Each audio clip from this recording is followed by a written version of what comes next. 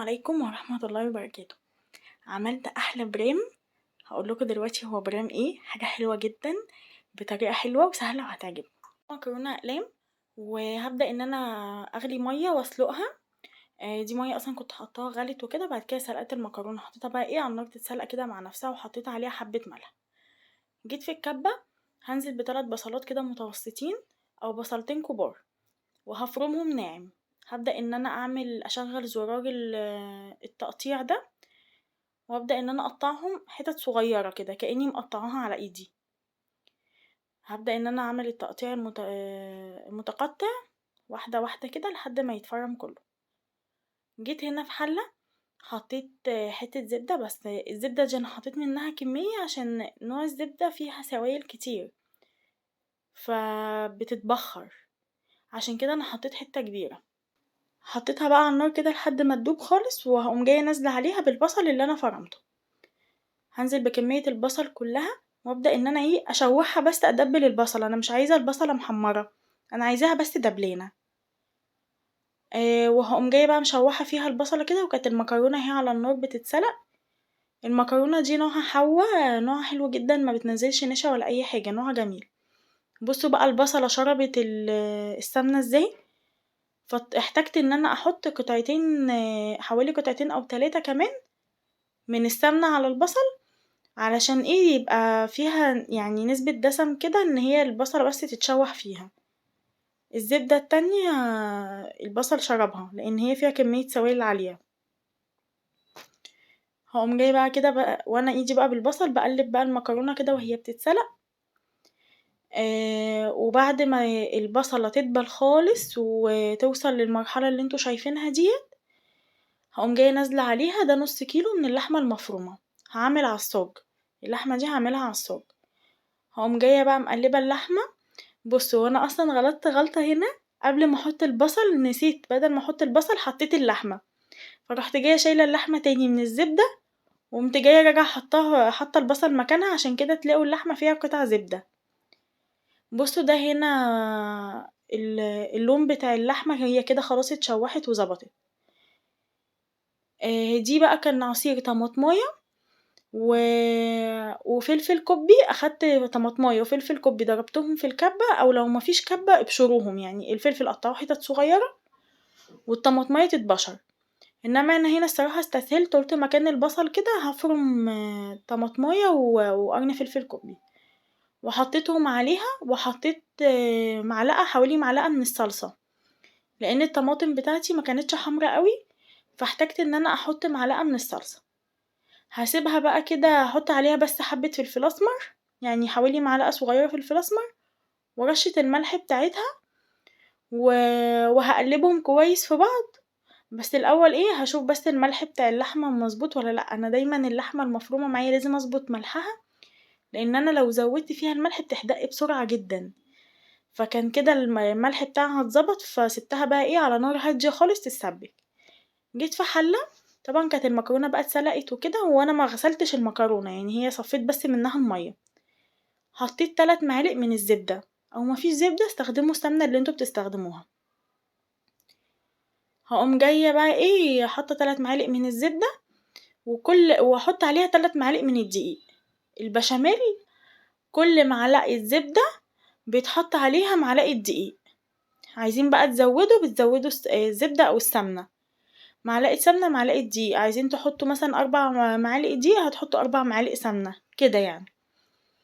وانا حطيت على الكمية دي كوبايتين لبن. هي كانت ممكن تاخد 3 كوبايات، بس انا اكتفيت بكوبايتين، ما كنتش عايزة كمية كبيرة يعني من البشاميل، فاكتفيت بس بكوبايتين من اللبن. هبدأ ان انا اشوح الدقيق في السمنة كده لحد ما ياخد اللون الذهبي، ما يتحرقش بقى، ما يحمرش، لا هو بس ياخد اللون الذهبي يستوي بس. وهقوم جاية نازلة عليه بكوبايتين من اللبن.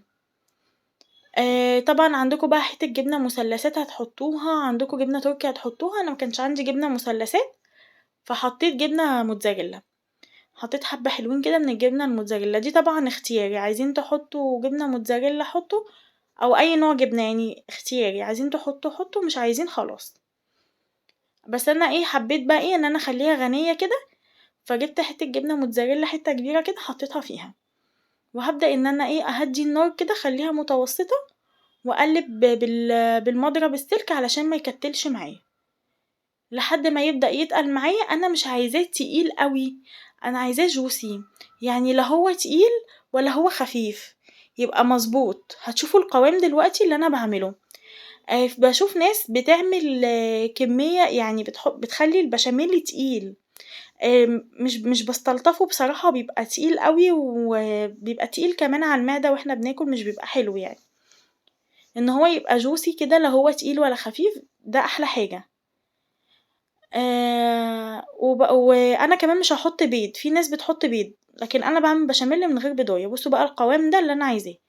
حطيت عليه رشة من الملح، رشة خفيفة خالص، وحطيت عليه رشة برضو خفيفة من الفلفل الاسود. بصوا بقى القوام اللي انا عايزاه. بصوا بقى الجبنة الموتزاريلا بتشد ازاي في البشاميل، حاجة كده بصراحة بسم الله ما شاء الله طعمها جميل. على فكرة انا هعمل المكرونة بالبشاميل، انا مش هعمل جنبيها اي نوع لحوم. انا هعملها كده لوحدها في الطواجن معاها مخلل وكاتشب وخلاص كده. اللي طبعا عايز يعمل بقى معاها فراخ لحمة اي حاجة يعملها، بس انا ما حبيتها كده لوحدها اكتر، بتبقى خفيفة. هبدأ ان انا انزل في البرامات بتاعتي بالمكرونة، واحط عليها حبة بشاميل واقلبها، واحط عليها طبقة من اللحمة على المكرونة، طبقة من اللحمة وطبقة من الجبنة الموتزاريلا. معلش هي الحتة دي ما اتصورتش معايا، التليفون اتفاجئت ان هو ما بيصورش بعد ما عملتها يعني. بقيت المكرونة اللي اتبقت بقى هنزل فيها بحبة من البشاميل، وهقوم جاية مغطية الوش بتاع الموتزاريلا باللحمة المفرومة ديت مكرونة. طبعا اللي مش عايز يحط موتزاريلا على اللحمة ما يحطش، ممكن تحطوا معلقة من البشاميل بدل الموتزاريلا. بس بقى هنا عشان انا بحب الجبنة الموتزاريلا قوي، فقلت اظبط البريمة، وكمان مش هعمل معاها انواع لحوم ولا اي حاجة، يعني لا فراخ ولا لحمة. فقلت بقى ما استخسرش، يعني بقى املى بقى موتزاريلا وازود لحمة مفرومة في البريمة واظبط الدنيا يعني.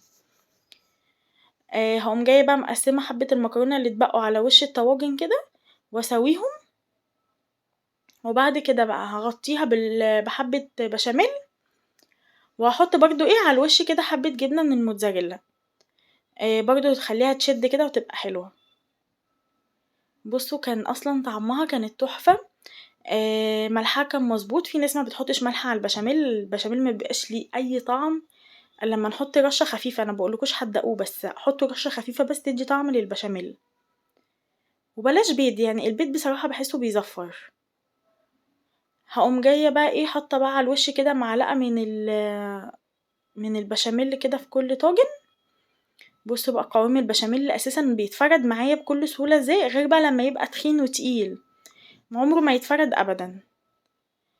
وهاجي بقى على الوش هنا كده واحط حبة من الجبنة الموتزاريلا. بصوا يعني هيعجبكم جدا، اعملوه بالطريقة ديت. ممكن تجيبوا جبنة موتزاريلا وتستخدموا زي ما انا عملت، مش عايزين خلاص براحتكم. الجبنة الموتزاريلا في كل الخطوات اختياري، عايزين تخلوا الطاجن غني كده وتحطوا جبنة تركي، جبنة موتزاريلا، وفي البشاميل مثلثات تمام. عايزين تعملوا بشاميل لبن ودقيق وسمنة بس برضو مفيش مشاكل، اللي انتوا عايزينه اعملوه. بس انا هنا قلت عشان مش هعمل لحوم فاعمله كده يبقى افضل يعني. بصوا ده كان شكل البرام بقى بعد ما خلص بقى، بصوا شكله عامل ازاي، حاجة كده بصراحة بسم الله ما شاء الله. والله جربوه هيعجبكم اوي. انا هديت الاضاءة بس عشان الطاجن شكله يبين. بصوا عامل ازاي كمان بقى لما يدخل الفرن كده على درجة حرارة يعني اقل من المتوسطة شوية. دول بقى كانوا حبة بشاميل وحبة لحمة مفرومة اتبقوا مني، هشيلهم في الفريزر. اما اجي استخدمهم هطلعهم يفكوا، ممكن اعمل بيهم مكرونة وايت صوص. دي بقى كان شكل الطاجن بتاعي بعد ما طلع، حاجة كده بسم الله ما شاء الله. ان شاء الله تجربوه يعجبكم. ولو اول مرة تشوفوني ادعموني بشير ولايك واشتراك في قناة مطبخ سلوى. سبتكم في رعاية الله وحفظه. السلام عليكم ورحمة الله وبركاته.